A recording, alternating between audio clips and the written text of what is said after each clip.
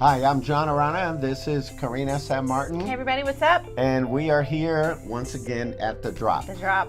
Dropping truth and bringing life. Yes. And so we're going to start a new series. Yeah.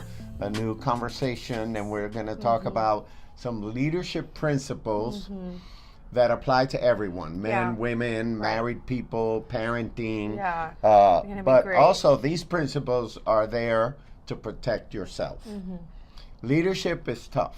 Yeah. Leadership is a big challenge. Yes. And oftentimes we forget to protect the leader. Yeah. You know, to protect ourselves. Protect ourselves, yeah. And we're so busy doing for other people or leading other people, sometimes we forget to lead ourselves. Yeah, that's so And good. I think these are going to be helpful. So we're going to talk a little bit about this. There's a lot of different principles that are very practical. Yeah. And I love how you touched on, one of the most important leadership issues or leadership points is leading yourself. Is leading yourself. And because we are stewards, ultimately we're the steward of our own life. We're the steward of us. We are the steward of all of our emotions and decisions. When the rubber meets the road, like, you can blame anyone you want to blame, but ultimately, like, the buck stops with you. And so learning how to lead others is great and super important in any course of life, but learning how to lead yourself is like even better. I would say that the biggest challenge in my leadership is me. Yeah, right. I mean, I think if most leaders... I'm my biggest challenge. I think if most leaders were honest, that they would all have that same exact phrase, Yeah, because a lot of times, like, it's harder to pause and address your own things than... to pause and address somebody else's thing. Because it takes a lot of, I think it takes a lot of maturity to be able to do that. To stop and say, what about me? Self-awareness. Self-awareness, or what have I contributed to blank? Because if I'm involved, then I contributed something, at some point. I think sometimes it's hard for us to see us. Yeah. Oh yeah. I think for sure.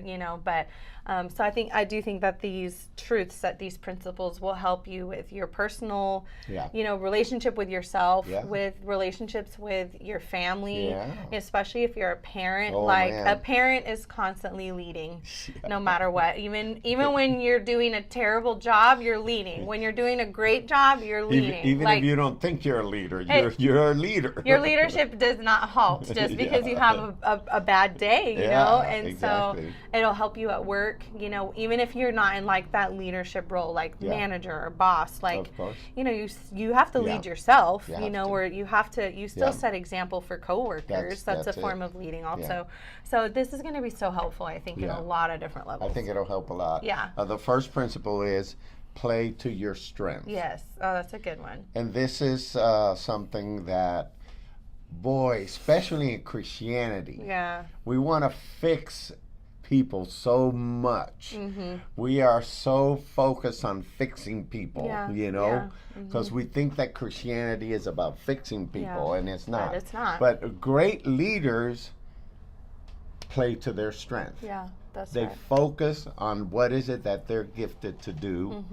And then they develop that, But when you play to your strength, there's a little formula that I learned from John Maxwell. He calls it the 70-25-5 principle. 70-25-5. And basically, 70% of your time should be spent in the area of your strength. Developing. 70%. That's good. Yeah. 25% of your time should be spent in an area you want to improve. That's good. And then 5% of your time should be spent in the area of your weakness.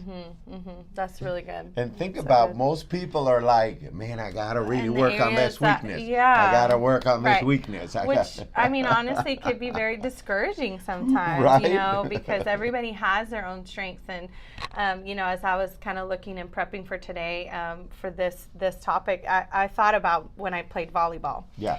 And if you know me personally, you know that I'm on the short side of things. You know, I'm like 5'2.5". I always tell people that half because for some reason it makes a difference, right?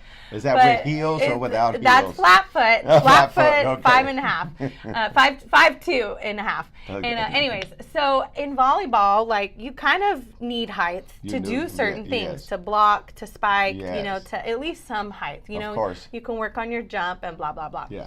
But basically, my point is that when I was playing volleyball, I started to see my strengths. And I'm sure you saw them too, and you probably saw them from the beginning. Like, this girl's short; she's not going to be a hitter. She's not going to be a blocker. Okay, literally, like, can't even go over the net, like, at all. But so I started. But you had your strength. I had my strength, and I had a really good serve, and I was a very good setter. I became a very good setter. Yeah. And so I focused on those things with you, and of course, then my coach noticed those things. Yeah. And so she would say, you know, okay, you three are my setters. Go over here, and here's what you're going to do. You know, and she had us with special balls that had weights and all these things. And so my point is that I focused in on setting and serving, setting and serving, setting and serving. I mean, I would practice hitting the ball and practice blocking. Wouldn't be very successful with it, but you find your strengths. And then the beautiful thing about focusing that 70% on your strengths is that you become better quicker. Because it's already a strength. Quicker, And then especially in like a family unit or a work unit, like that's your strength, a part of the big team picture. Exactly. And it's like in a volleyball team, like you need a good setter. Absolutely. And you need good serves. You know, and so you shine in your area that you're strong in, and that is like, I think also part of the giftings that God births you with. Put in you, You know? So, and that's why, you know, you don't want to be the jack of all trades and the master of none. Oh, you used to tell me that all the time as a kid, all the time. You pick something and stick with it, you know? And the way to deepen your ability is to invest that 70% of your time in your strength, you know, because also things come easier to you when it's the area of your strength. Oh, yeah. A lot of people say, well, how do I know what my gifting is? I said, well, first of all, you have to try different things. Yeah, you have to try stuff. And you have to explore. Right. But then you have to start being aware of what comes easy to me. You know, what can I do easily that most people would have a hard time with? Right, yeah. You know, then you start honing in on the area of your gift. And there's different ways of taking some psychological assessments and different things like that. There's spiritual giftings tests. Spiritual gifting tests. All kinds of things to help guide you or just bring enlightenment to like, oh, wow, like, yeah, I do love to do that. I am good at that. You know, I get so filled up when I blank, I get pumped up, charged. Yeah. And a lot of people are not aware of what their giftings are. And that's why, you know, at our church, we try to give spiritual giftings to everybody. That's a priority, during the growth track. But, you know, one of the things that is sad that people try to be good at everything. Yeah, right. And imagine if you think you're good at everything, you don't need a team. Oh, yeah. And not only do you not need a team, but you're not going to do well in every area because nobody's good at everything. Yeah. And so the beautiful thing about this is that even in the biological family, you know, we have different members of the family that have different giftings. That's true. And it's important to learn to bring that out. Right. And say, hey, you like to organize. How would you organize this? How would you have us organize? You know, or you like to cook, or what you think would be a unique meal.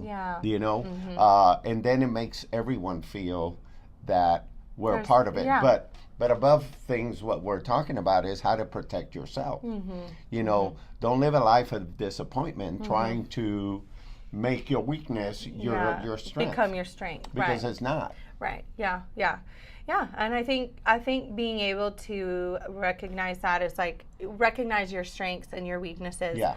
Is like the first step to being able to play to your strengths. Absolutely. And being able to establish what your strengths are and develop your strengths and spend that time, you know, really fine tuning that side of you or that craft that you have, because you have that strength for a reason. You know, you have it for a purpose. It's been, and your strength is different than the person next to you for a reason. You know, I would even say that your gift determines your destiny.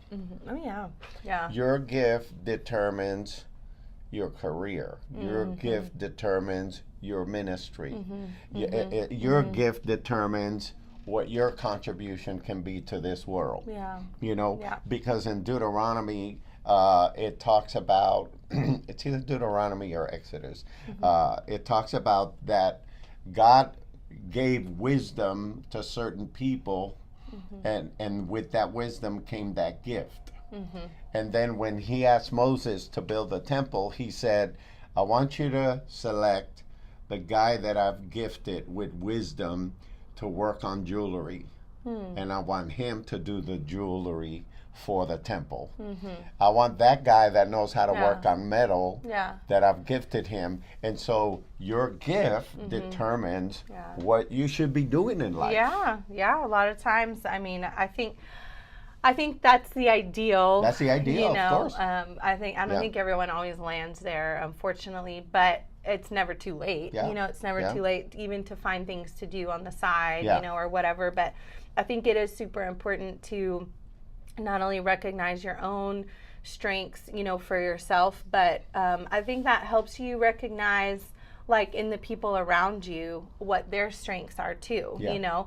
And again, like in the context of a family or a workplace, is finding those strengths of the people around you. Like in our house, we have a couple of our kids that have certain obvious strengths, and so we try to give them space to utilize that for the family. You know, with the family, like Evie is very big on being on time.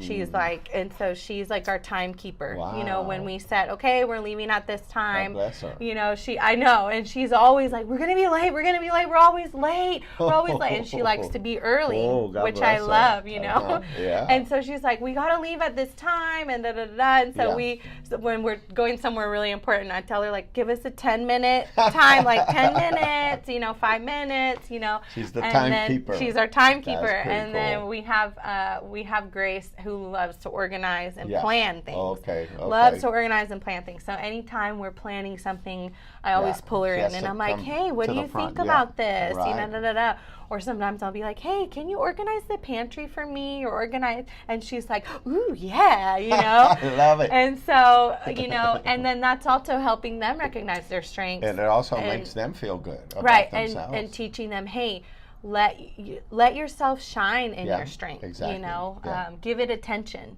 Focus on that. Yeah, exactly. Focus on that. Yeah. Well, one example here, that when I read this and learned about this a while ago, I said, okay, this is how I'm going to work on me. That's good. I said, I'm going to put 70% of my strength becoming a better communicator, you know, conveying concepts and principles. And I'm going to do that by continuing my training with John Maxwell in the communication track. Yeah, that's awesome. So I've been doing that, you know, and my delivery and my teaching has changed. I think it's gotten better. And then I said, I'm going to use 25% of my time to improve in my leadership, okay? To understand better corporate culture, the identity of an organization, to convey the values and make that more clear in our church. And so I've been working on that. That's a never-ending process. Yeah. And then 5% of my time in my weakness, which is impatient and I could be emotional, explosive. So I said, I need to cultivate a spiritual fruit of the spirit of being patient, and gentle and kind. Oh my gosh, that's so funny. That's really good, though. I think we can all take this concept of giving 70% of your time to your strength. Yeah. 25% of your time in areas you want to improve, and the 5% of your time to develop areas of weakness or help in those areas. And I think that's like such a good model to start that process of self improvement or self-evaluation to leading yourself, you know. Then you learn to work from your strength. Exactly, And that's more encouraging than trying to always drag yourself. Always focus on what am I not good at? What am I not good at? What am I? Yeah, and that's definitely a mentality that will just kind of like suck life out of you, to be honest, you know. And so I think like going throughout the week, take time to take this principle, the 70-25-5 principle, and ask yourself those things and journal about it. You know, and you might need a couple of journal sessions to like be like, what am I good at naturally? What brings me natural joy? What when I'm doing blank, I feel like I'm in my zone. You know, like those are good questions to start developing the concept of what are my strengths. If you're married, ask your spouse. You know, because they're the ones who live with you all the time, and sometimes they see things before we do. Right, they see things in us maybe that to us are just everyday stuff, but they're like, no, you're really good at blank, you know. And then start developing those things, spending time on that. And this is a way to grow, to lead yourself. And help. Really that's how you help yourself. Exactly. And that's how you also protect your leadership, whether it is the father or mother or a leader in some official capacity. You know, we have to protect ourselves. You know, because they say as the leader goes, so goes the rest of the people. So it's very important to sharpen your skills to lead other people, but also sharpen your skills to lead yourself and protect yourself. So today that principle is play from your strength. Okay? That's good. So next one is going to be really good. Next one is going to be the enemy of distraction. No, the enemy of direction. The enemy of direction. That's right. Is distraction. That's right. Exactly right. There you go. That's a good one. Look forward to seeing you on the next episode. Thank you for being here again at The Drop. Where we're dropping truth and bringing life. Yes, we'll see you guys next week. Make sure you like and subscribe if you haven't, and share this episode with somebody. It's a great step to start leading and developing yourself as a person. So share it. We'll see you guys next week. Bye.